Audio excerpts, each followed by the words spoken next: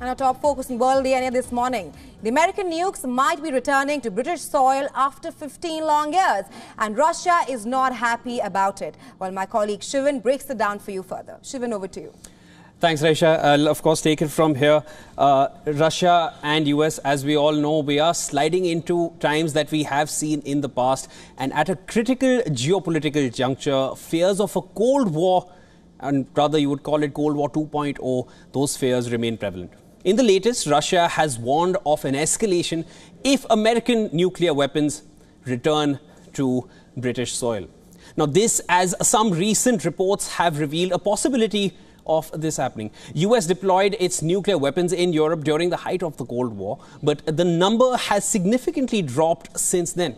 However, the latest revelation has definitely irked Russia, which warns of an imbalance in the region if US goes ahead with this. Now, firstly, let's go through what the recent reports are talking about.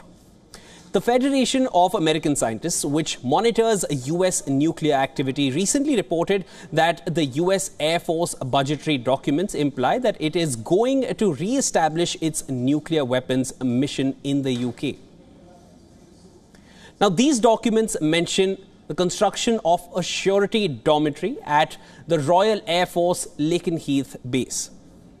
Surety, it's a military term, it's jargon that is commonly used to refer to nuclear safety and security. Now, the Federation of American Scientists report reveals that the construction of the facilities scheduled to begin in June 2024, and that is essentially what Russia is complaining about now. They do not want to see this happen, and it is expected to be completed by the end of February 2026. The plan is very much laid out. The blueprint is ready. Now, let's tell you more about this royal base where nukes would return after nearly 15 years. At least 110 US nuclear bombs were stored at the base until 2008. Now, it is some 100 kilometers from UK's capital, London, and is situated near the country's east coast, holding strategic importance for the US. It is that close to the UK capital. Although the site is primarily used by the Royal Air Force, the British Air Force, the RAF, the British military has made facilities available for American aircraft and weapons since 1948. Now, US nuclear weapons were deployed at base at the height of the Cold War in 1954.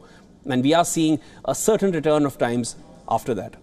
Now, the anticipated move by the US has drawn strong reaction by Moscow, and obviously it comes as no surprise. Russia was definitely not going to be happy with this move. It calls the move a destabilizing practice.